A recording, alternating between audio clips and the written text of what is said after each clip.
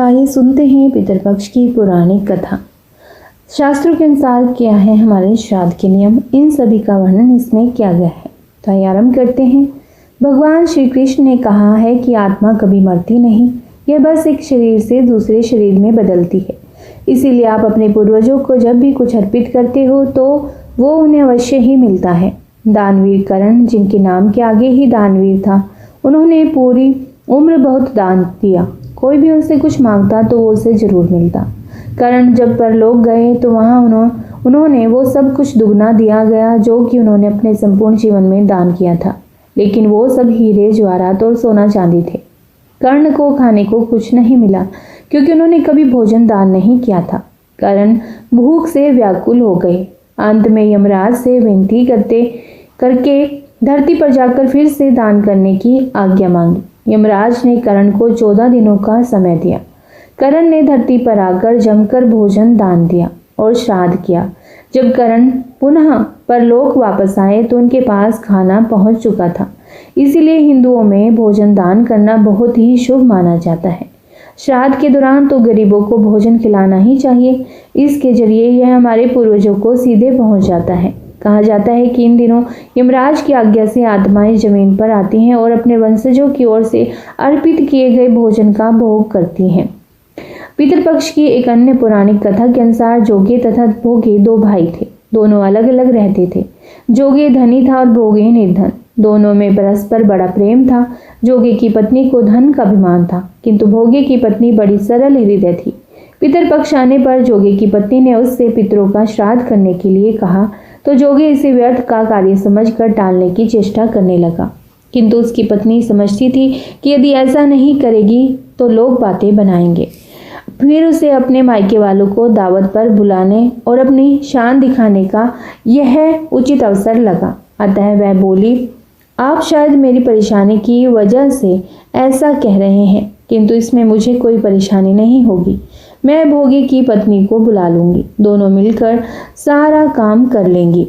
फिर उसने जोगे को अपने मायके न्योता देने के लिए भेज दिया। दूसरे दिन उसके बुलाने पर भोगे की पत्नी सुबह सवेरे आकर काम में जुट गई। उसने रसोई तैयार की, अनेक पकवान बनाए, फिर सभी कार्य निपटाकर अपने घर आ गई। आखिर उसे भी तो पितरों का श्राद्ध तर्पण करना था। इस अवसर पर न जोगी की पत्नी ने उसे रोका न वह खुद ही रुकी। शीघ्र ही दोपहर को हो गई। फिर पितर भूमि पर उतरे। जोगे भोगे के पितर पहले जोगे के यहाँ गए तो क्या देखते हैं कि उसके ससुराल वाले वहाँ भोजन पर जुटे हुए हैं। निराश होकर वे भोगे के यहाँ गए। वहाँ क्या था, मात्र पितरों के नाम पर अंग्यारी दी गई थी। पितरों ने उसकी राख चाटी और भूखे ही नदी के तट पर जा पहुंचे। थोड़ी देर में सारे पितर इकट्ठे हो गए और अपने अपने यहाँ के श्राद्धों की तारीफ करने लगे। जोगी भोगे के पितरों ने भी अपनी आप बीती सुनाई। फिर वे सोचने लगे, अगर भोगे समर्थ होता तो शायद उन्हें भूखा ना रहना पड़ता, मगर भोगे के घर में तो 2 जून की रोटी भी खाने को नहीं थी। यही सब सोचकर उन्हें भोगे पर दया आ गई। अचानक वे नाच कर गाने लगे, भोगे के घर धन हो जाए, भोगे के घर धन हो जाए। सांझ होने को हुई। भोगे के बच्चों को कुछ भी खाने को नहीं मिला था। उन्होंने माँ से कहा, माँ भूख लगी है।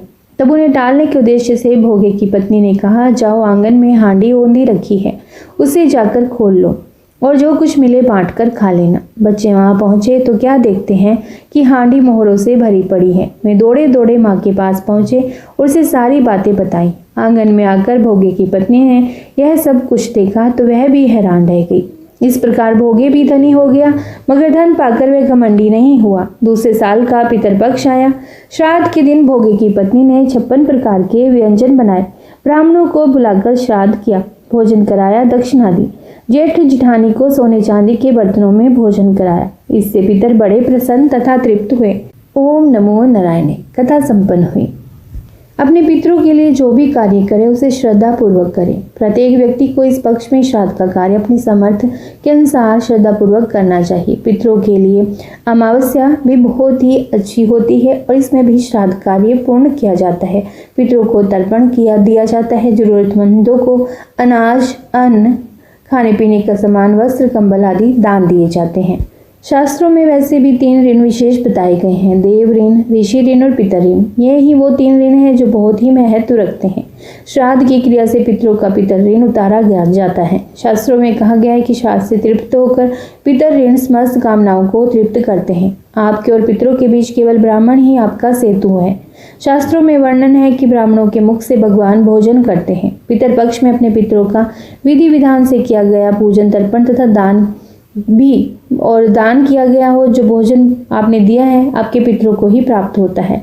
इसीलिए ब्राह्मण ही हमारे तथा पितरों के बीच सेतु का कार्य करते हैं। हमें उनकी बेवजह आलोचना या प्रशंसा ना करके अपने कर्म पर ध्यान देना चाहिए, जिससे पितर प्रसन्न होकर आपको भौतिक समृद्धि प्रदान करते हैं। आज आप इस वीडियो में सुनेंगे दर्श अमावस्या की कथा। पौराणिक कथा के अनुसार पुराने समय की बात है कि समस्त बहरिशुद्ध आत्माएं सोमरस पर रहा करती थी और उनमें से एक आत्मा ने गर्भ धारण करने के बाद एक खूबसूरत सी कन्या को जन्म दिया, जिसका नाम अछोदा रखा गया। अछोदा बचपन से ही अपनी माता की देख रेख में पली बड़ी थी। ऐसे में उसे शुरुआती दिनों से ही हमेशा अपने पिता की कमी महसूस होती थी, जिसके कारण एक बार उसे सारी आत्माओं ने मिलकर धरती लोक पर राजा अमावसु की पुत्री के रूप में जन्म लेने को कहा। राजा अमावसु एक प्रसिद्ध और महान राजा थे, जिन्होंने अपनी पुत्री अछोदा का पालन पोषण बहुत अच्छे से किया। ऐसे में पिता का प्यार पाकर अछोदा काफी प्रसन्न रहने लगी। इसके बदले में अछोदा पितरलोक की आत्माओं का आभार जताना चाहती थी। इसके लिए उसने श्राद्ध का मार्ग अपनाया। इस कार्य को करने के लिए उसने सबसे अंधेरी रात को चुना, जिस दिन चंद्रमा आकाश में उपस्थित नहीं होता। उस दिन वह पितर आत्माओं का विधि विधान से पूजन करने लगी। पितर भक्ति के कारण अछोदा को वो तमाम सुख मिले जो उसे स्वर्ग में भी प्राप्त नहीं हो रहे थे। तभी से बिना चंद्रमा के आकाश को राजा अमावसु के नाम पर अमावस्या नाम से जाना जाने लगा। मान्यता है कि इस दिन पितर अपने लोक से धरती पर वापस आते हैं और अपने प्रियजनों को आशीर्वाद देते हैं। हिंदू धर्म के अनुसार पितरों का श्राद्ध करते समय चंद्रमा दिखाई नहीं देना चाहिए। यही कारण है कि दर्श अमावस्या के दिन पितरों का श्राद्ध करने की प्रथा है। दर्श अमावस्या की व्रत कथा यहीं पर संपन्न होती है। जय श्री कृष्णा, राधे राधे। आइए सुनते हैं एक बहुत ही पौराणिक कथा, जिसमें भगवान विष्णु जी ने बताया है कि तुलसी को जो लोग रोजाना जल देते हैं उन्हें कौन सा फल मिलता है। तो आइए आरंभ करते हैं। ओम श्री गणेशाय नमः। एक समय की बात है, माता लक्ष्मी ने भगवान विष्णु जी से पूछा, हे नाथ, आप तो तीनों लोकों के स्वामी हैं। आपकी तीनों लोकों में पूजा होती है। सभी आपकी कृपा पाने के लिए उत्सुक रहते हैं। फिर भी आप इस तुलसी के पौधे की पूजा क्यों करते हैं? इसे रोजाना जल क्यों चढ़ाते हैं? मैं इस तुलसी के पौधे को जल चढ़ाने का महत्व जानना चाहती हूँ। माता लक्ष्मी की बात सुनकर भगवान विष्णु जी ने कहा, हे देवी, तुलसी साक्षात लक्ष्मी का ही रूप है। तुलसी की हर रोज पूजा करने से कई लाभ होते हैं और तुलसी को जल चढ़ाने मात्र से ही मनुष्य के कई पाप ताप नष्ट हो जाते हैं। तुलसी को जल देने का महत्व बताने से पहले मैं तुम्हें एक बहुत ही पवित्र कथा सुनाता हूँ। इस कथा के माध्यम से तुम्हें तुम्हारे इन प्रश्नों के उत्तर मिल जाएंगे। इसीलिए देवी, आप इस कथा को बड़े ही ध्यान से श्रवण कीजिएगा। भगवान विष्णु जी ने कहा, हे देवी, जो भी मनुष्य सिर्फ इस कथा को ध्यान लगाकर पूरी श्रवण कर लेता है, उसे 100 वर्षों तक तुलसी को जल देने का फल भी प्राप्त होता है। माता लक्ष्मी ने कहा, स्वामी, मैं इस कथा को बड़े ही ध्यान से सुनूंगी। आप मुझे वह पवित्र कथा सुनाना आरंभ कीजिए। भगवान विष्णु जी ने कहा, देवी, बहुत समय पहले की बात है। किसी नगर में एक ब्राह्मण रहता था। उसका जन्म तो ब्राह्मण कुल में हुआ, लेकिन उसके कर्म नीच प्रवृत्ति के थे। वह ब्राह्मण हमेशा ही झूठ बोलता और गलत तरीके से पैसा कमाता था। उसका मन हमेशा ही बुरे कर्मों में ही लगा रहता था। वह सदैव ही जुआ, वेश्यावृत्ति और चोरी में ही लगा रहता था। उसने अपने जीवन में कभी भी पुण्य के काम नहीं किए और शास्त्रों का अध्ययन भी नहीं किया था। ब्राह्मण होते हुए भी कभी पूजा पाठ नहीं किया। सदैव ही उसका मन दूसरों के धन पर लगा रहता था और वह दिन में जो भी धन कमाता उसे रात्रि में जुआ और वेश्यावृत्ति में उड़ा दिया करता था। इस तरह वह ब्राह्मण अपने जीवन को पाप कर्मों में ही गुजार रहा था। उसने अपने मुख से कभी भगवान का नाम भी नहीं लिया और न कभी देवी देवताओं का पूजन ही किया था। इस प्रकार से पाप करते हुए उसे कई साल बीत गए। फिर वह ब्राह्मण कुछ खरीदारी करने के लिए एक नगरी में जा पहुंचा। उस नगरी के पास में गंगा नदी बहती है और उस नदी में स्नान करने के लिए दूर दूर से लोग आया करते थे। फिर वह ब्राह्मण गंगा जी के किनारे एक आश्रम में ठहर गया। उस आश्रम में अनेक विद्वान ब्राह्मण प्रतिदिन पुराणों का पाठ किया करते थे और भगवान की भक्ति में लीन रहते थे। वह ब्राह्मण भी ढोंग करता हुआ वहीं पर उनके साथ रुक गया और उन ब्राह्मणों के साथ रहकर उसे भी भगवान का नाम लेने का अवसर मिल गया। वह उसी स्थान पर कुछ दिनों के लिए रुका। फिर वहां पर आए हुए लोगों ने गायों का पूजन करके ब्राह्मणों को भोजन कराया, तो उस ब्राह्मण ने भी उनके साथ बैठकर भोजन किया और भगवान का प्रसाद ग्रहण किया। वहीं पर उस आश्रम में एक तुलसी का पौधा था। वह ब्राह्मण जाने अनजाने में उस तुलसी के पौधे में पानी डालता था। उसके मन में कोई विचार नहीं था कि वह क्या कर रहा है। वह प्रतिदिन सुबह उठकर बाल्टी में पानी लेकर तुलसी के पौधे में डालता था। यह उसका रोजाना का नियम बन गया। फिर एक दिन की बात है, वह आश्रम में सोया हुआ था। तभी अचानक उसके पास एक काला सर्प आया और उस काले सर्प ने उसे नींद में ही डस लिया और थोड़ी ही देर में उस ब्राह्मण की नींद में ही मृत्यु हो गई। और जब सुबह दूसरे ब्राह्मणों ने उसे इस अवस्था में देखा तो उन्होंने उसके मुख में तुलसी पत्र और तुलसी का जल डाल दिया। फिर उन ब्राह्मणों को पता चला कि उसकी तो मृत्यु हो चुकी है। तब वहां पर यमदूत आए और उस ब्राह्मण को पकड़कर यमलोक ले जाने लगे। रास्ते में जाते हुए वह ब्राह्मण विलाप करने लगा और यमदूतों से कहने लगा, हे यमदूतों, मुझे कहाँ लेकर जा रहे हो? मेरी मृत्यु किस कारण से हुई है? तब यमदूत कहने लगे, हे ब्राह्मण, तुमने जन्म से लेकर मृत्यु तक बहुत से पाप कर्म किए हैं और तुम्हारे पापों के कारण ही तुम्हें एक काले सर्प ने काटा और जिसकी वजह से ही तुम्हारी मृत्यु हुई है। अब हम तुम्हें यमपुरी लेकर जा रहे हैं। वहां पर यमराज तुम्हारे पाप कर्मों का लेखा जोखा देखेंगे और निश्चित ही तुम्हें घोर नरक में भी डालेंगे। फिर वह ब्राह्मण फूट फूट कर रोने लगा और उन यमदूतों से माफी भी मांगने लगा, किंतु यमदूतों को उस पर जरा भी दया नहीं आई। वे उसे मारते हुए यमलोक लेकर गए। जब यमदूत उस ब्राह्मण को लेकर यमराज के सामने उपस्थित हुए तो यमराज के पास बैठे हुए चित्रगुप्त ने उस ब्राह्मण के कर्मों का लेखा जोखा निकाला और यमराज से कहने लगे, हे धर्मराज, इस ब्राह्मण ने तो अपने पूरे जीवन भर पाप ही पाप किए हैं। इसने इसके जीवन में कभी पुण्य का काम किया ही नहीं। यह तो घोर पापी है। इसे तो हमेशा के लिए नरक में डाल दिया जाए। फिर यमराज कहते हैं, हे यमदूतों, जीवन भर पाप करने वाले इस ब्राह्मण को उठाकर ले जाओ और इसे नरक में डाल दो। यमराज का आदेश मिलते ही वे यमदूत उस ब्राह्मण को लेकर नरक की ओर चल दिए। ब्राह्मण को पीटते हुए नरक में ले गए। वहां ले जाकर उसे खोलते हुए तेल की कढ़ाई में डाल दिया। परंतु जैसे ही उस ब्राह्मण को खोलते हुए तेल की कढ़ाई में डाला तो वह तेल एकदम से ठंडा और शीतल हो गया। इस घटना को देखकर उन यमदूतों को बड़ा ही आश्चर्य हुआ। ऐसा उनके साथ पहले कभी नहीं हुआ था। उन यमदूतों ने कितने ही पापियों को उस तेल की कढ़ाई में डाला था और वे सभी उस खोलते हुए तेल में गिरकर छटपटाने लगते थे। लेकिन जैसे ही वह ब्राह्मण गर्म तेल की कढ़ाई में गिरा तो वह तेल अचानक से शांत और शीतल हो गया। इस आश्चर्यजनक घटना को देखकर वह यमदूत जल्दी से दौड़ता हुआ यमराज के पास पहुंचा। यमदूत को देखकर यमराज ने कहा, हे यमदूत, क्या बात है? तुम इतने घबराए हुए क्यों लग रहे हो? फिर वह यमदूत कहता है, हे धर्मराज, आपने जिस ब्राह्मण को नरक में डालने के लिए कहा था, मैंने जैसे ही उसे खोलते हुए तेल की कढ़ाई में डाला तो उस भट्टी की अग्नि बुझ गई और वह खोलता हुआ तेल भी बिल्कुल ठंडा हो गया। फिर यमराज कहते हैं, हे यमदूत, यह तो बड़ी ही विचित्र घटना है। ऐसा तो पहले कभी नहीं हुआ था। यमराज विचार ही कर रहे थे कि तभी वहां पर नारद मुनि प्रकट होते हैं। नारद मुनि को देखकर यमराज अत्यंत प्रसन्न होते हैं और उन्हें प्रणाम करते हैं और उनका स्वागत करते हैं। फिर यमराज नारद मुनि से कहते हैं, मुनिवर, आप उचित समय पर आए हैं। हमने आज और भी अभी एक अत्यंत पापी ब्राह्मण को नरक में गिराया है, किंतु उसके गिरते ही नरक की अग्नि ठंडी पड़ गई और खोलता हुआ तेल भी शीतल हो गया। तब नारद मुनि ने यमराज से कहा, हे धर्मराज, आपने जिस ब्राह्मण को नरक में डाला है वह नरक में डालने योग्य नहीं है, क्योंकि उस ब्राह्मण के द्वारा अनजाने में ही ऐसा कर्म हुआ है जो नरक का नाश करने वाला है। जो मनुष्य पुण्य कर्म करने वाले लोगों की संगति करता है उसे उनके पुण्य का भाग जरूर मिलता है, यह ब्राह्मण तो कई दिनों तक भगवान के भक्तों के साथ रहा है। इस ब्राह्मण ने आश्रम में रहते हुए रोजाना तुलसी में जल डाला है, इसीलिए यह ब्राह्मण बड़ा पुण्यात्मा बन गया है। इसके सारे पाप नष्ट हो गए हैं। यह ब्राह्मण अब स्वर्ग लोक में जाने का अधिकारी बन गया है।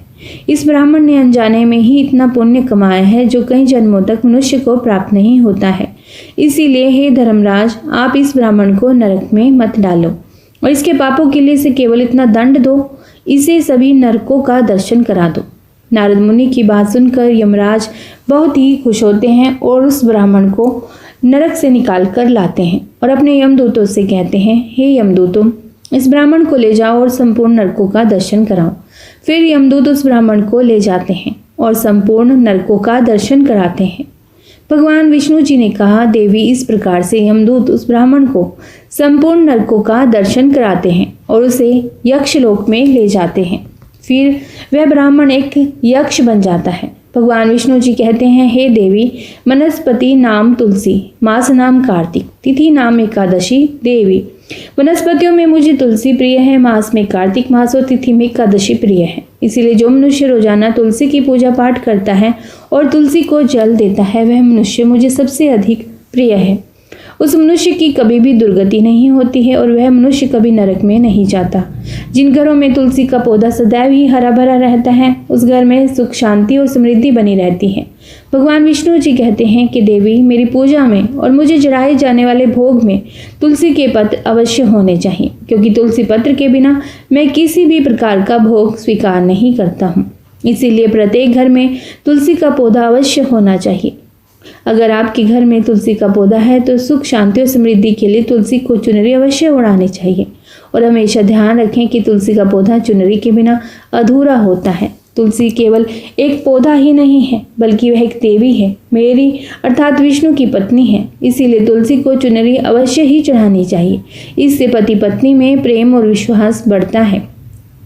पति पत्नी का दाम्पत्य जीवन खुशहाल बनता है। घर में रहने वाली महिलाएं सदा सुहागिन और सौभाग्यशाली रहती हैं। तुलसी का विवाह भी अवश्य कराना चाहिए। इससे मनुष्य के सभी दुखों का भी अंत होता है और सांसारिक जीवन सुखमय बीतता है। भगवान विष्णु जी कहते हैं, देवी, तुलसी के पौधे के पास अपने मुख से आप शब्द नहीं बोलने चाहिए। तुलसी के समीप भूल से भी जूते, चप्पल अथवा झाड़ू पोछा नहीं रखना चाहिए। इसे पाप माना गया है। तुलसी के पौधे के पास जल से भरा हुआ बर्तन भी नहीं रखना चाहिए। तुलसी के पौधे के पास दीपक जलाने के बाद दीपक को वहां से बुझा हुआ दीपक वहां से हटा लेना चाहिए, क्योंकि तुलसी के नीचे बुझा हुआ दीपक रखना शुभ माना जाता है। जिस स्थान पर भी तुलसी का पौधा होता है उस स्थान को हमेशा ही साफ स्वच्छ रखना चाहिए। इसीलिए नियमित रूप से तुलसी के पौधे के पास साफ सफाई का ध्यान रखना चाहिए। तुलसी के पौधे में शिवलिंग और गणेश जी की प्रतिमा नहीं रखनी चाहिए। साथ ही तुलसी के गमले में अन्य किसी भी प्रकार का पौधा भी लगाना अशुभ होता है। तुलसी के पौधे के पास कपड़े भी नहीं सुखाने चाहिए, अन्यथा कपड़ों का गंदा पानी तुलसी के पौधे पर गिर सकता है।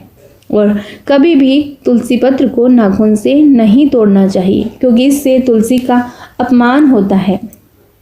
और तुलसी के पत्तों को, सूखे पत्तों को कभी भी कचरे में नहीं डालना चाहिए, उन्हें उन्हीं मिट्टी में ही दबा दें। रविवार के दिन तुलसी के पत्तों को ना तो तोड़े ना तोड़ने दें। रविवार को तुलसी को जल भी नहीं चढ़ाना चाहिए। सभी दिन तुलसी को सुबह स्नान से निवृत्त होकर जल देना चाहिए। शाम के समय एक दिया लगाएं। भगवान विष्णु जी कहते हैं, देवी, अक्सर महिलाएं स्नान के बाद अपने बाल खुले रखकर ही तुलसी को जल देती हैं। ऐसा करना गलत होता है। महिलाओं को सदैव ही अपने बाल बांधकर माथे पर सिंदूर लगाकर ही तुलसी को जल देना चाहिए। इससे तुलसी का आशीर्वाद प्राप्त होता है। घर में तुलसी का पौधा लगाते समय ध्यान रखें कि इसके लिए गंदी मिट्टी का उपयोग न करें, साफ स्वच्छ मिट्टी का ही उपयोग करें। केले के पौधे में देवी स्वयं मेरा वास होता है। इसे तुलसी के पास लगाने से घर में सुख समृद्धि आती है।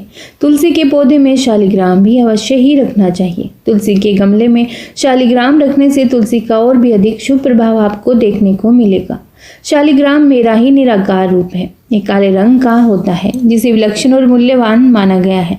इसे यदि तुलसी के गमले में रखेंगे तो आपके घर में संपूर्ण नकारात्मक ऊर्जा नष्ट हो जाएगी। घर में केवल एक ही शालिग्राम की पूजा करनी चाहिए। भगवान विष्णु जी कहते हैं कि देवी, मेरी मूर्ति से कहीं ज़्यादा उत्तम होता है शालिग्राम की पूजा करना। शालिग्राम को चंदन लगाकर उस पर एक तुलसी पत्थर रखना चाहिए। प्रतिदिन शालिग्राम को पंचामृत से स्नान कराना चाहिए। ऐसा करने से मनुष्य के सभी जन्मों के पाप नष्ट होते हैं। शालिग्राम सकारात्मक और सात्विकता का प्रतीक होता है। इस प्रकार भगवान विष्णु ने माता लक्ष्मी को तुलसी के पौधे को जल देने का महत्व बताया और घर में तुलसी का पौधा लगाने के सभी नियम भी बताइए। प्रेम से बोलिए लक्ष्मीपति नारायण भगवान की जय, लक्ष्मी माता की जय, तुलसी मैया की जय। यदि यह कथा आपको अच्छी लगी हो तो इस वीडियो को लाइक और शेयर जरूर कीजिएगा और चैनल को भी सब्सक्राइब जरूर कीजिएगा। आज आपको बताते हैं शनि देव को प्रसन्न करने के 10 सरल उपाय। यदि आप शनि देव की 7.5 ढैया या प्रतिकूल शनि महादशा के कारण कष्टों का सामना कर रहे हैं तो शनि देव प्रसन्नार्थ कुछ सरल उपाय आप कर सकते हैं। हम सभी चाहते हैं कि शनि देव की हम पर कृपा दृष्टि बनी रहे, लेकिन अपने रोज के जीवन में हम जो भी गलतियां करते हैं उनसे वह नाराज हो जाते हैं।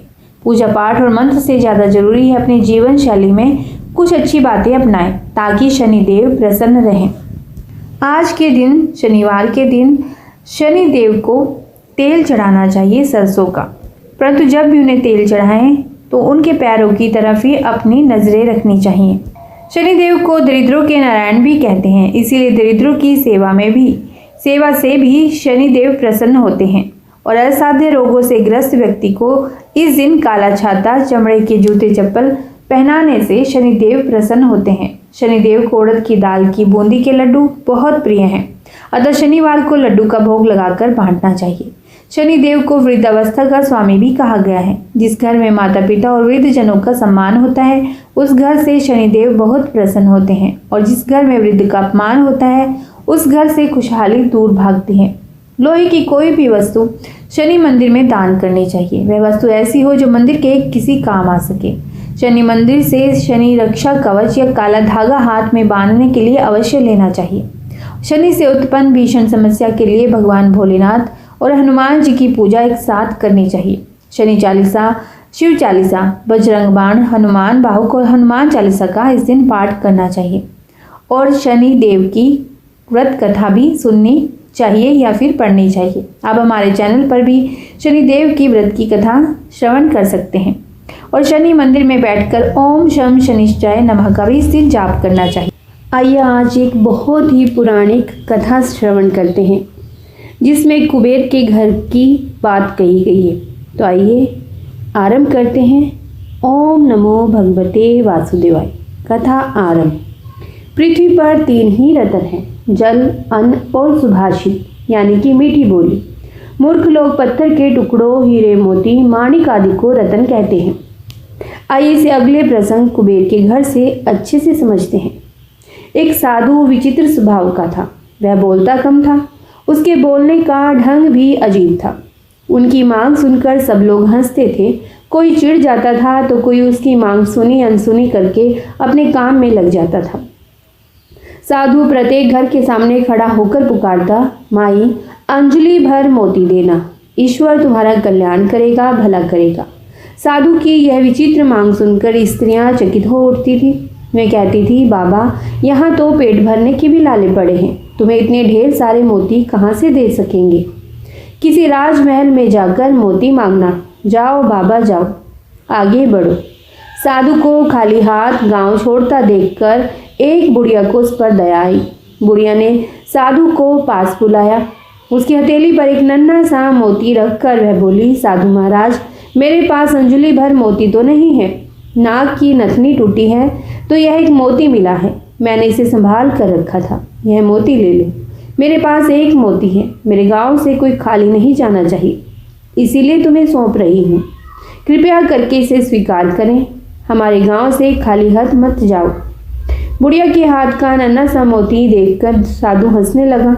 उसने कहा, माता जी यह छोटा मोती मैं अपनी फटी हुई झोली में कहाँ रखूँगा, इसे आप अपने ही पास रखना। ऐसा कहकर साधु उस गांव के बाहर निकल पड़ा।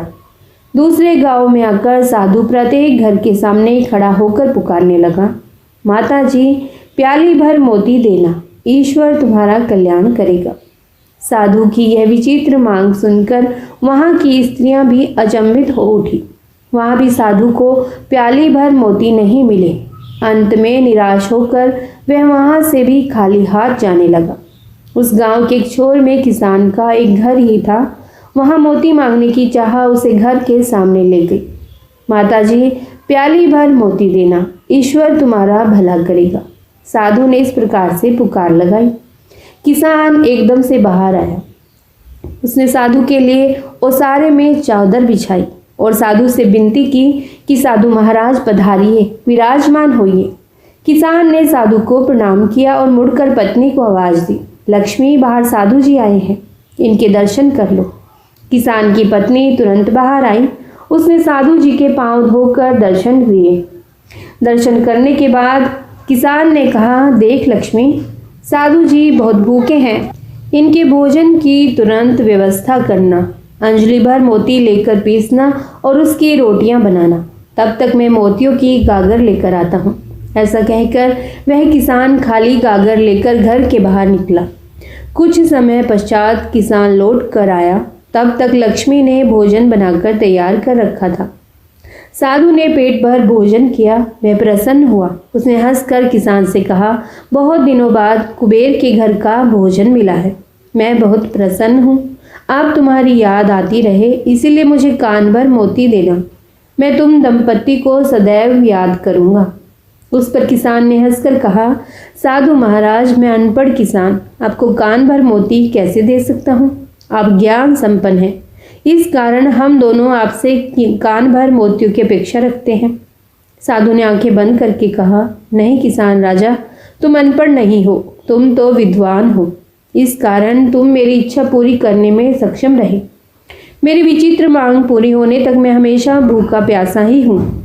जब तुम जैसा कोई कुबेर भंडारी मिल जाता है तो मैं पेट भर भोजन कर लेता हूँ। साधु ने किसान की ओर देखा और कहा, जो फसल के दानों, पानी की बूंदों और उपदेश के शब्दों को मोती समझता है, वही मेरी दृष्टि से सच्चा कुबेर का घर है। मैं वहाँ पेट भर कर भोजन करता हूँ, फिर वह भोजन दाल रोटी हो या चटनी रोटी हो। प्रसन्नता का नमक उसमें स्वाद भर देता है। जहाँ आतिथ्य का वास है वहाँ मुझे भोजन अवश्य मिल जाता है। अच्छा, अब मुझे चलने की अनुमति दे, ईश्वर तुम्हारा कल्याण करे। किसान दंपति को आशीर्वाद देकर साधु महाराज आगे चल पड़ा। की जय, लक्ष्मीपति नारायण भगवान की जय। कथा आरंभ। किसी राज्य में एक राजा और एक रानी रहा करते थे और उनकी 4 संतानें थीं, 2 लड़की और 2 लड़के। एक लड़की का नाम था पूर्णिमा और दूसरी लड़की का नाम था अमावस्या। पूर्णिमा घर के कामों में निपुण थी और घर का पूरा काम अच्छे से किया करती थी। काम खत्म होने पर वह भगवान की पूजा अर्चना भी किया करती थी और इसके अलावा उसका एक और नियम भी था कि वह हर रोज गौ माता की सेवा भी किया करती थी।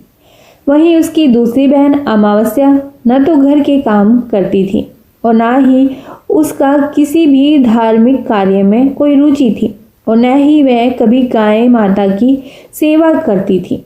पूर्णिमा सर्वगुण संपन्न थी, फिर भी राजा और रानी अपने दोनों बेटों से और पुत्री अमावस्या को ही ज़्यादा प्यार किया करते थे और वह पूर्णिमा को ज़्यादा नहीं चाहते थे, उसके साथ भेदभाव करते थे।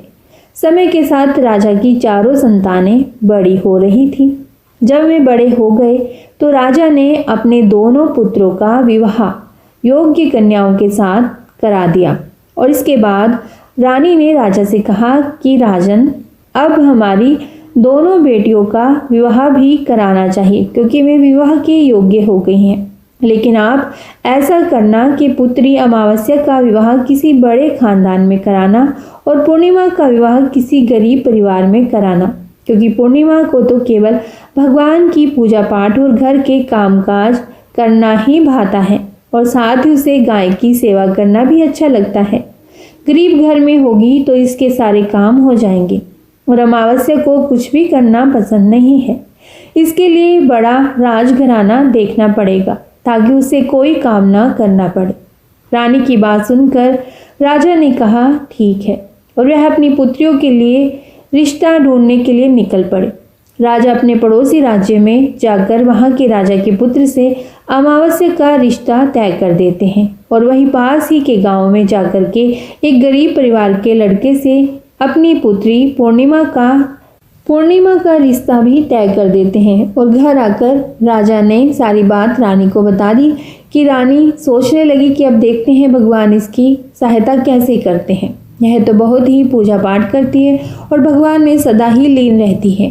तो पूर्णिमा का भाई और भाभी पूर्णिमा से बहुत ही प्यार करते थे, क्योंकि पूर्णिमा अपनी भाभी के साथ घर के कामों में उनका हाथ बटाती थी, जबकि अमावस्या अपने भाई भाभी की कोई भी सहायता नहीं करती थी, उन पर अपना रोब जमाया करती थी और ना ही किसी घर के कार्य में कोई भी सहायता करती थी। ऐसा करते करते कई महीने बीत गए। अमावस्या और पूर्णिमा दोनों का ही विवाह हो गया और राजा और रानी ने अपनी दोनों बेटियों को विदा कर दिया।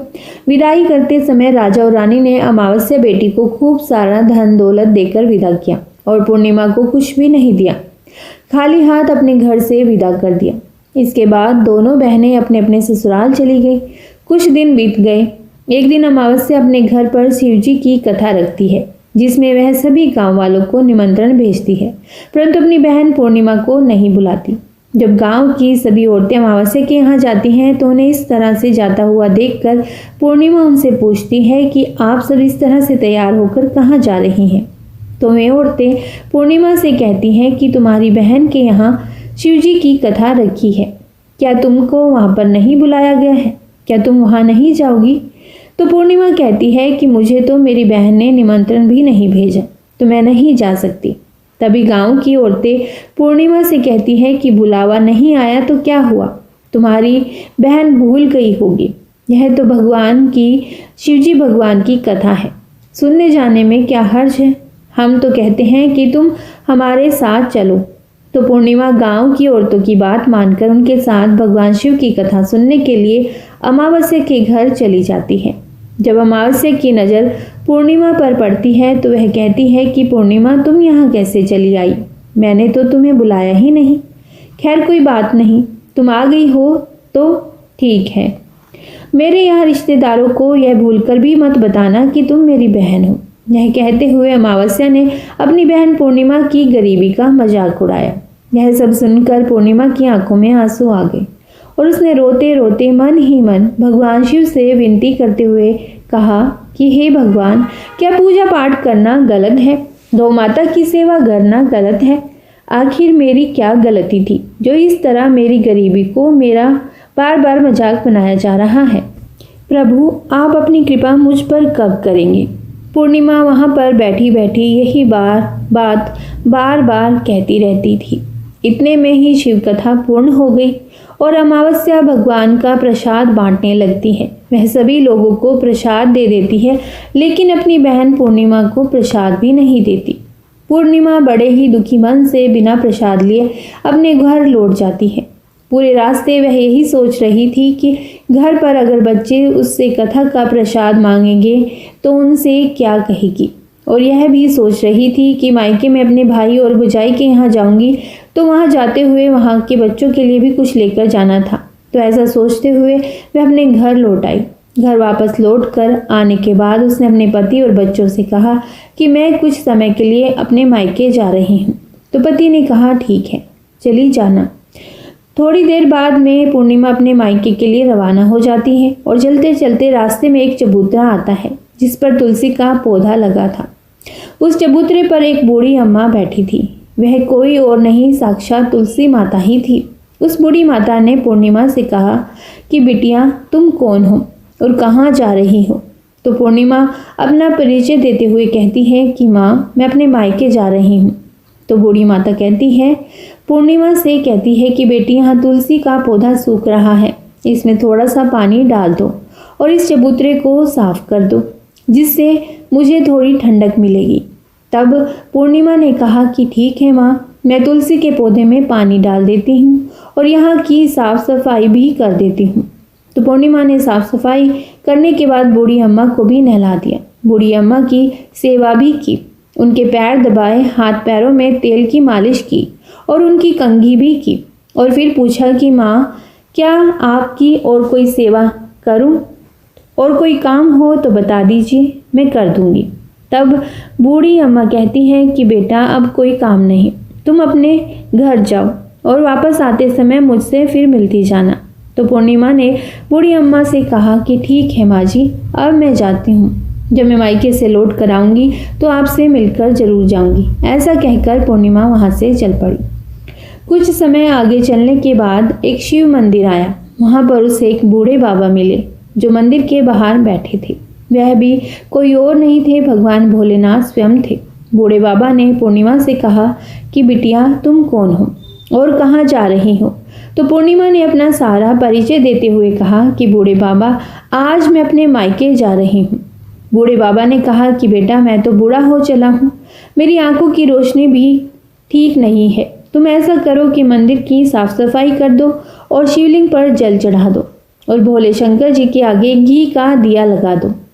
तब पूर्णिमा ने कहा कि ठीक है बाबा। यह कहकर पूर्णिमा ने शिव मंदिर की सफाई कर दी और भोले शंकर जी की विधिवत पूजा करते हुए बूढ़े बाबा से कहा कि बाबा कोई और काम हो तो आप बताइए।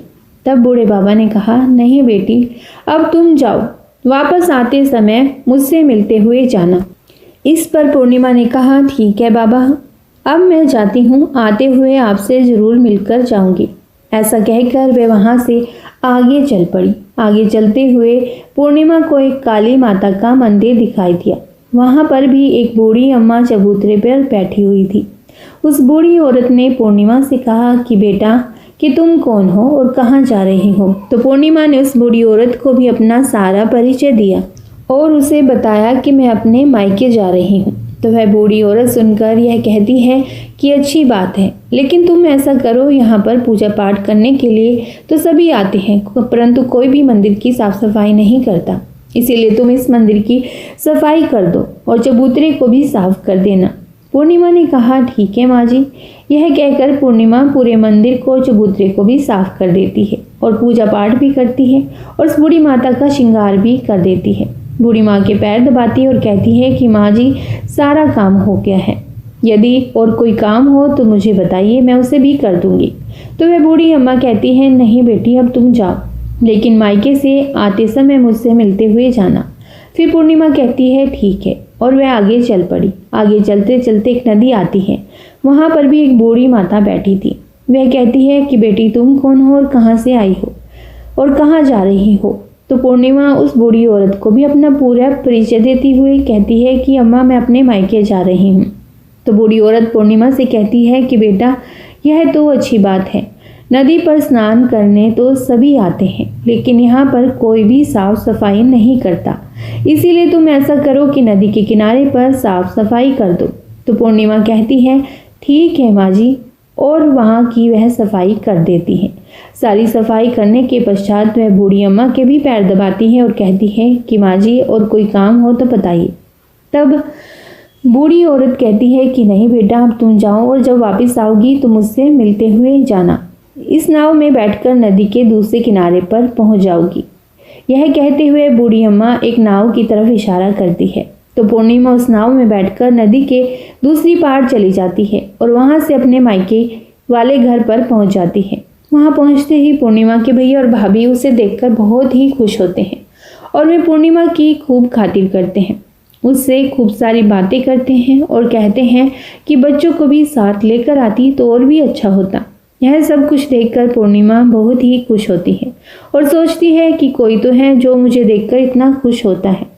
इस तरह पूर्णिमा ने अपने मायके में कुछ दिन बड़ी ही हंसी खुशी के साथ बिताए और फिर अपने भैया और भाभी से कहा कि अब मैं अपने ससुराल वापस जाना चाहती हूँ।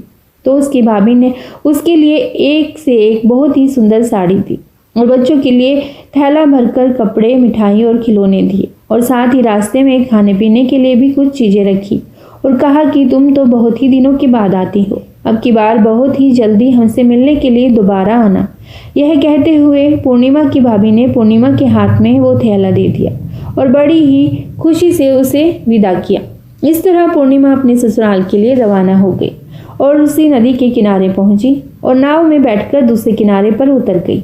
वहां उतरने के बाद वहां पर उसे एक बूढ़ी अम्मा मिली जो साक्षात गंगा मैया थी। उस बूढ़ी अम्मा ने पूर्णिमा को एक थैला दिया और कहा कि तुम इसे घर जाकर ही खोलना। अब पूर्णिमा के पास 2 थैले हो गए, एक तो उसकी भाभी ने दिया था और दूसरा गंगा मैया ने दिया। तो उन दोनों थैलों को लेकर जब वह आगे चल पड़ी, चलते चलते फिर वही काली माता का मंदिर आया। चबूतरे पर बूढ़ी अम्मा बैठी हुई थी, जो साक्षात काली माता थी, बूढ़ी अम्मा के रूप में। काली माता ने जब पूर्णिमा को आते हुए देखा और उससे पूछा कि आ गई बेटा, तो पूर्णिमा ने कहा कि हाँ माँ जी, मैं आ गई। मैंने आपसे कहा था कि मैं आते हुए आपसे ज़रूर मिलकर जाऊंगी। तब काली माता ने उसे एक थैला दिया और कहा कि तुम यह थैला अपने घर जाकर खोलना। अब तो पूर्णिमा के पास 3 थैले हो गए। तीनों थैले लेकर पूर्णिमा वहां से चल पड़ी। चलते चलते शिवजी का मंदिर आया, जहाँ बूढ़े बाबा के रूप में स्वयं शिवजी विराजमान थे। बूढ़े बाबा ने पूर्णिमा से कहा कि बेटी आ गई। तो पूर्णिमा ने कहा हाँ बाबा, मैं आ गई। तो उन बूढ़े बाबा ने भी पूर्णिमा को एक थैला दिया और कहा कि बेटा तुम इस थैले को अपने घर जाकर ही खोलना। तो पूर्णिमा ने कहा ठीक है बाबा, और यह कहकर पूर्णिमा वहां से चल पड़ी। अब पूर्णिमा के पास 4 थैले हो गए। अब पूर्णिमा 4 थैलों को एक साथ कैसे लेकर जाती? तो उसने अपनी एक पुरानी साड़ी निकाली और सारे थैलों को उस साड़ी में रखकर बांध लिया और एक गठरी बनाकर अपने सिर पर रख ली और वहां से चल पड़ी। चलते चलते उससे फिर रास्ते में तुलसी माता बूढ़ी माई के रूप में मिली और कहती है कि पूर्णिमा तुम आ गई। तो पूर्णिमा कहती है हाँ माँ जी, मैं आ गई और मैंने आपसे कहा था कि मैं आते हुए आपसे ज़रूर मिलकर जाऊंगी। तो वह बूढ़ी अम्मा कहती है कि बेटा मैं तो तेरे ही राह देख रही थी, ना जाने कितने दिन हो गए तुम्हें गए हुए। तुमने अच्छा किया जो मुझसे मिलने के लिए आ गई। यह कहते हुए बूढ़ी अम्मा उसे एक थैला देती हैं और कहती हैं कि बेटा यह थैला ले जाओ और अपने घर जाकर ही खोलना। तो पूर्णिमा ने कहा कि ठीक है माँ जी, आपने जैसा कहा मैं वैसा ही करूँगी। यह कहते हुए पूर्णिमा ने 5वां थैला वहाँ से ले लिया और फिर अपने घर की ओर चल पड़ी। अब एक गठरी सिर पर और एक थैला हाथ में लिए हुए था। जैसे कि वह अपने ससुराल के घर पहुंची तो उसे देखकर उसके बच्चे बड़े खुश हुए और कहने लगे कि माँ, मामा के यहाँ से क्या लेकर आई हो, हमें जल्दी से दिखाओ। हमें लगता है खूब सामान लेकर आई हो। अब की बार मामा ने हमारे खाने के लिए क्या भेजा है, हमें जल्दी से दिखाओ। तो पूर्णिमा कहती है कि बेटा थोड़ा सब्र करो। यह कहते हुए पूर्णिमा अपने सिर पर से गठरी को नीचे रखती है और उसे खोलकर सबसे पहले अपने मायके का थैला खोलकर देखती है। तो उसमें बच्चों के लिए अच्छे अच्छे कपड़े, खाने पीने का सामान, बच्चों के खेलने के लिए खिलौने और कुछ गहने भी रखे थे। तो उसे देखकर वह मन ही मन बहुत ही खुश होती है और अपने भैया भाभी को खूब आशीर्वाद देती है। और फिर पूर्णिमा अपने बच्चों को कपड़े देती है और खाने पीने की चीज़ें भी बच्चों को देकर अपने बच्चों का चेहरा निहारने लगती है। उसके बच्चे अपने जीवन में पहली बार इतना सब कुछ सामान देख रहे थे, तो वो बहुत ही खुश थे। इसके बाद पूर्णिमा ने दूसरा थैला खोला जो गंगा मैया ने दिया था। उसमें ढेर सारे हीरे जवाहरात थे, सोने चांदी आदि थे। उसके बाद में पूर्णिमा ने तीसरा थैला खोला जो उसे काली माता ने दिया था। उसमें बहुत सारा सोना और श्रृंगार का सामान भरा हुआ था। तो यह देखकर पूर्णिमा बहुत ही खुश हुई और फिर उसने चौथा थैला खोला जो भोले शंकर ने दिया था। वो थैला धन संपत्ति से भरा हुआ था, बहुत सारी खुशियां भरी थी। उसके बाद में पूर्णिमा ने 5वां थैला खोला जो उसे तुलसी मैया ने दिया था। उसमें चावल, दाल और 7 प्रकार की खाने की चीज़ें भरी हुई थी। अब पूर्णिमा के घर में किसी भी चीज़ की कोई कमी नहीं थी। उसका घर धन, धान्य और वैभव से भरा हुआ था और परिपूर्ण था। पूर्णिमा और उसका सारा परिवार सुखपूर्वक रह रहे थे। तो पूर्णिमा के मन में एक दिन विचार आया कि क्यों ना मैं भी शिवजी की कथा करवाऊं। तो उसने शिवजी की कथा का एक कार्यक्रम रखा और पूरे गांव वालों को निमंत्रण दिया। घर घर जाकर सभी लोगों को बुलावा देकर के आई। पूर्णिमा अपनी बहन अमावस्या के घर भी गई और शिवजी की कथा सुनने के लिए उसे भी न्योता दिया। तो अमावस्या ने जब पूर्णिमा को देखा तो वह सोचने लगी कि इतने गहने पहने हुए, इतने सुंदर वस्त्र पहन रखे हैं इसने, इसका घर तो बहुत गरीब होता था, फिर इतना सब कुछ इसके पास कैसे आया। यह जानने के लिए इसके घर तो जाना जरूर पड़ेगा। यह सोचकर अमावस्या पूर्णिमा के घर शिव कथा सुनने के लिए आ गई। तो उसने देखा कि पूर्णिमा के घर में किसी भी चीज़ की कोई कमी नहीं है। इतनी सारी धन दौलत देखकर अमावस्या आश्चर्यचकित रह गई और पूर्णिमा से पूछने लगी कि तुम्हारे घर में इतनी धन दौलत कहाँ से आई। इस पर पूर्णिमा ने कहा कि देखो बहन, तुमने जो शिवजी की कथा में मुझे नहीं बुलाया था, फिर भी मैं चली आई। तुमने मुझे प्रसाद तक नहीं दिया और मेरी गरीबी का भी मजाक उड़ाया था, परिहास किया था। उसके पश्चात मैं अपने घर आ गई और घर आते हुए मन में यह सोच रही थी कि अपने मायके जाऊंगी और बच्चों के लिए कुछ लेकर आऊंगी। तुमने तो मेरे बच्चों के लिए प्रसाद तक नहीं दिया था, इसीलिए मैं तुम्हारे यहाँ से आते ही मायके चली गई।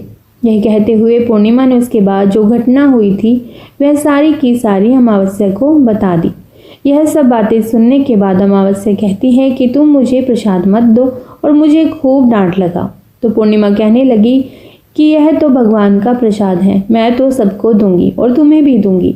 इतना कहने पर भी अमावस्या ने प्रसाद नहीं लिया। वह बिना प्रसाद के सीधे अपने घर चली गई। घर जाकर अपने बच्चों और पति से कहने लगी कि मैं मायके जा रही हूँ। और उसके पति ने कहा कोई बात नहीं, कुछ दिन रुक कर चली जाना, अभी मुझे कोई काम है। तब अमावस्या ने अपने पति की एक भी बात नहीं सुनी और अपने मायके जाने के लिए तैयार हो गई। जैसे ही वह मायके जा रही थी तो रास्ते में तुलसी माता चबूतरे पर बैठी हुई मिली, बूढ़ी माता के रूप में मिली। तो बूढ़ी माता ने अमावस्या से कहा कि बेटी तुम कौन हो और कहाँ जा रही हो। इस पर अमावस्या ने अपने परिचय देते हुए कहा कि मैं अपने मायके जा रही हूँ। इस पर बूढ़ी अम्मा बोली कि बेटा यह तो अच्छी बात है, पर तुम ऐसा करो कि यह तुलसी का पौधा सूख रहा है, इसमें थोड़ा सा पानी डाल दो और इस चबूतरे की साफ सफाई कर दो। इस पर बूढ़ी अम्मा का इतने कहते ही अमावस्या ने गुस्से में आकर कहा कि बुढ़िया तुम्हें दिखाई नहीं देता, मैंने इतनी महंगी साड़ी पहन रखी है और साफ सफाई करूंगी यह गंदी हो जाएगी और यहाँ आसपास पानी भी नहीं है, मैं कहाँ से पानी लाकर तुम्हारी तुलसी के पौधे में डालूं? तुम्हारा और कोई काम नहीं है? तुम ही ऐसा करो कि आसपास कहीं पर पानी होगा ला करके इस पौधे में डाल देना। ऐसा कहकर अमावस्या वहां से चल पड़ी। चलते चलते शिव मंदिर आया। वहां पर भगवान शिव बूढ़े बाबा के रूप में बैठे हुए थे। उसे देखते ही उन्होंने पूछा कि बेटा तुम कहाँ जा रही हो? अमावस्या ने कहा कि मैं अपने मायके जा रही हूँ। इस पर बूढ़े बाबा ने कहा कि बेटा मंदिर की साफ सफाई कर दो और भोले शंकर की पूजा भी कर देना, आजकल मुझे थोड़ा कम ही दिखाई देता है। बूढ़े बाबा की साफ सफाई वाली बात पर अमावस्या को गुस्सा आ गया और वह गुस्से में मना करते हुए वहां से आगे चल पड़ी। आगे चलते चलते काली माता का मंदिर दिखाई दिया। वहां पर काली माता बूढ़ी अम्मा के रूप में बैठी हुई थी। अमावस्या को देखते ही काली माता ने पूछा कि बेटी तुम कौन हो और कहाँ जा रही हो? तो अमावस्या ने कहा कि मैं अपने मायके जा रही हूँ।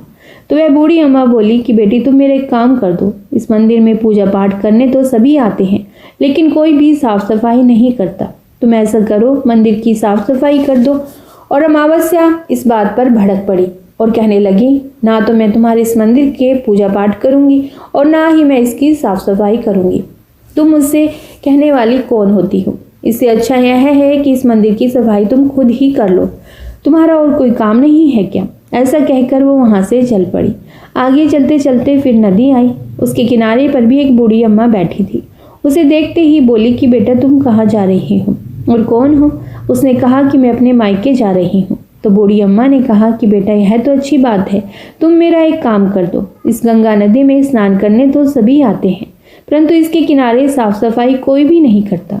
तुम ऐसा करो कि यहाँ की साफ सफाई कर दो और अच्छी तरह से करना।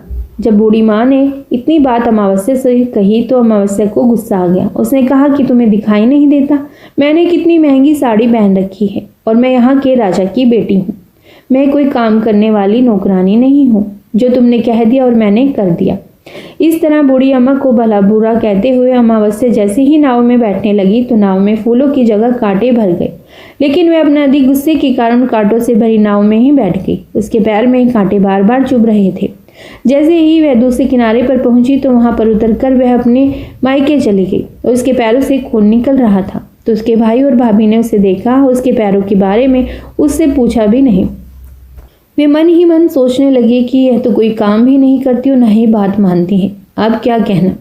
पूर्णिमा तो हमारे काम काज में हाथ भी बटाती थी, यह तो कुछ करने वाली भी नहीं है, इससे ज़्यादा बातचीत करना भी ठीक नहीं है, वो और जल्दी ही वापस भी चली जाएगी। ऐसा सोचकर उन्होंने अमावस्या से ज़्यादा बातचीत भी नहीं की और जल्दी जल्दी खाना बनाया और खा पीकर वह सारे सो गए। अमावस्या जब सुबह उठी तो उसे अपनी भाभीयों से कहा कि भाभी मैं ससुराल जा रही हूँ। तो उन्होंने कहा ठीक है जाओ। तो अमावस्या बोली कि पूर्णिमा को तो आपने एक थैला दिया था और मुझे कुछ नहीं दोगी। तो भाई और भाभी ने कहा कि तुम जाओ, तुम्हारा थैला तुम्हारे घर पहुँच जाएगा। फिर अमावस्या वहां से चल पड़ी और चलते चलते नदी के किनारे पहुंची तो वहां पर गंगा मैया बूढ़ी औरत का रूप धारण किए हुए बैठी थी। बूढ़ी माँ ने कहा कि आ गई बेटा? तो अमावस्या बोली, हाँ मैं आ गई। कुछ देर तक अमावस्या वहीं पर खड़ी रही तो बूढ़ी अम्मा ने उसे कुछ भी नहीं दिया। तो अमावस्या बोली कि पूर्णिमा को तो तुमने एक थैला दिया था, क्या मुझे नहीं दोगी? इस पर बूढ़ी अम्मा ने कहा कि तुम घर जाओ, तुम्हारा थैला तुम्हारे घर पहुंच जाएगा। तो वे वहां से चल पड़ी। आगे चलने पर उसे काली माता मिली। उसे देखते ही अमावस्या ने कहा कि मेरा थैला कहाँ है? तुमने पूर्णिमा को तो एक थैला दिया था। परंतु काली अम्मा का रूप धारण किए हुए बूढ़ी अम्मा बोली कि तुम अपने घर जाओ, तुम्हारा थैला तुम्हारे घर पहुंच जाएगा। यह सुनकर अमावस्या वहां से भी चल पड़ी। चलते चलते रास्ते में फिर वही शिव मंदिर आया। वहां पर भोले शंकर बूढ़े आदमी का रूप धारण किए हुए बैठे थे। उन्हें देखते ही अमावस्या बोली कि मेरा थैला कहाँ है? तो बूढ़े बाबा ने कहा कि तुम घर जाओ, तुम्हारा थैला तुम्हारे घर पहुंच जाएगा। तो अमावस्या वहां से भी चल पड़ी। आगे चलते चलते उसे तुलसी माता बूढ़ी अम्मा का रूप धारण किए हुए वहां पर बैठी हुई मिली। इस पर अमावस्या को देखते ही कहा कि आ गई बेटा? तो अमावस्या ने कहा कि हाँ मैं आ गई, मेरा थैला कहाँ है? पूर्णिमा को तो आपने थैला दिया था। अमावस्या की बात सुनकर तुलसी मैया ने कहा कि तुम अपने घर जाओ, तुम्हें तुम्हारा थैला वहीं पर मिल जाएगा। तो अमावस्या जल्दी अपने घर की तरफ चल पड़ी। जैसे ही वह अपने घर पहुंची तो आंगन में देखा कि वहां पर 5 थैले पड़े हैं। अमावस्या ने मन में सोचा कि अब तो मेरे पास भी खूब सारी धन दौलत हो जाएगी। उसने जल्दी जल्दी सारे थैलों को खोलकर देखा। किसी में मिट्टी भरी थी तो किसी में पत्थर रखे थे, किसी में कोयला था और मायके वाला थैला बिल्कुल खाली था। तो इस तरह के थैलों को देखकर अमावस्या को बहुत ही ज्यादा गुस्सा आया और वह दौड़ती हुई पूर्णिमा के घर गई और कहने लगी कि तुम्हें तो इतना सब कुछ मिला और मुझे कुछ नहीं मिला, तुमने जरूर मुझसे झूठ बोला था। तब अमावस्या की बात सुनकर पूर्णिमा कहती है कि जब मैं अपने मायके जाती हूँ तो अपनी भाभीयों के साथ उनके काम में हाथ बटाती हूँ, उनके साथ मिलकर काम करती हूँ, उनकी इज्जत करती हूँ। लेकिन तुम तो अहंकारवश किसी की भी इज्जत नहीं करती, इसीलिए मैं भला तुम्हें क्या देंगे? तुमने जरूर तुलसी माता को ठुकरा दिया होगा, गंगा मैया को भी ठुकरा दिया, काली माँ को भी ठुकराया और भगवान शिव का कहना भी नहीं माना, इसीलिए उन्होंने तुम्हें कुछ भी नहीं दिया। मैंने उन सब का कहा हुआ काम बड़े ही श्रद्धा भाव से किया था, इसीलिए यह सब कुछ मुझे प्राप्त हुआ है। यह सब मुझे पूजा और पाठ करने से, उनकी आराधना करने से, उनकी भक्ति करने से प्राप्त हुआ है। तो यह सब सुनकर अमावस्या कहती है कि बहन मुझे क्षमा कर दो, मैंने तुम पर हमेशा अत्याचार किया है। माँ ने भी हमेशा हम दोनों के बीच में भेदभाव रखा था। आज मेरी आंखें खुल गई हैं, मुझे कुछ नहीं मिला कोई बात नहीं, परंतु मैं भी भगवान की भक्ति करना चाहती हूँ और भगवान की भक्ति करके सब कुछ प्राप्त कर लूँगी। इन सब चीज़ों का रहस्य पहले मुझे बताओ। तो पूर्णिमा कहने लगी कि तुम 3 सूत्र का ज्ञान ले लो और इसकी कथा करना। पहले सूत्र में दया मांगना, दूसरे सूत्र में कथा मांगना और तीसरे सूत्र में 108 बार ओम नमः शिवाय का जाप करना। बहन, यह सूत्र भगवान ने स्वयं दिए हैं, इसीलिए तुम इनको अपने हृदय में बसा लेना। मैंने भी इन 3 सूत्रों को अपने जीवन में अपनाया था और सच्चे मन से भगवान की पूजा पाठ किया था, भक्ति की थी, तभी तो मुझे इतने निर्धन परिवार में भी ब्याहने के बाद आज मेरे पास सब कुछ है। और तुम्हारा एक अमीर घराना, उसमें भी विवाह होने के बाद भी आज सब कुछ नष्ट हो गया। तो यह 3 सूत्र अपने मन में रखकर अमावस्या अपने घर चली गई और भगवान की पूजा पाठ करने लगी और भगवान शिव से माफ़ी मांगते हुए कहा कि हे भोले शंकर, मुझे माफ़ कर दो, जो मैंने अपनी बहन पूर्णिमा पर इतने अत्याचार किए। शिव कथा में वह बिना बुलाए आई, फिर भी मैंने उसका अपमान किया, ना ही उसको प्रसाद दिया। मुझे क्षमा कर दीजिए। अब मैं पूरे विधि विधान से पूजा अर्चना किया करूंगी। और फिर वह गौ माता की भी सेवा करने लग गई और दूसरों की भी सहायता करने लग गई, जिसकी वजह से उसका घर धन धान्य से परिपूर्ण हो गया। तो बोलिए भोले शंकर की जय, श्री विष्णु भगवान की जय, लक्ष्मी माता की जय। यह थी अमावस्या और पूर्णिमा 2 बहनों की कथा, जो अमावस्या और पूर्णिमा के व्रत में अवश्य ही श्रवण करनी चाहिए। भोलेनाथ की कृपा आप सभी पर बनी रहे। भगवान श्री हरि विष्णु जी की कृपा भी आप सभी पर बनी रहे, आपकी सभी मनोकामनाओं को पूर्ण करें। आपके परिवार में मंगल ही मंगल बनाए रखें। यदि आपको आज की कथा अच्छी लगी हो तो वीडियो को लाइक और शेयर जरूर कीजिएगा और चैनल को भी सब्सक्राइब जरूर कीजिएगा और कमेंट बॉक्स में लिखिएगा भगवान भोलेनाथ और विष्णु भगवान की जय। हरे कृष्णा, राधे राधे।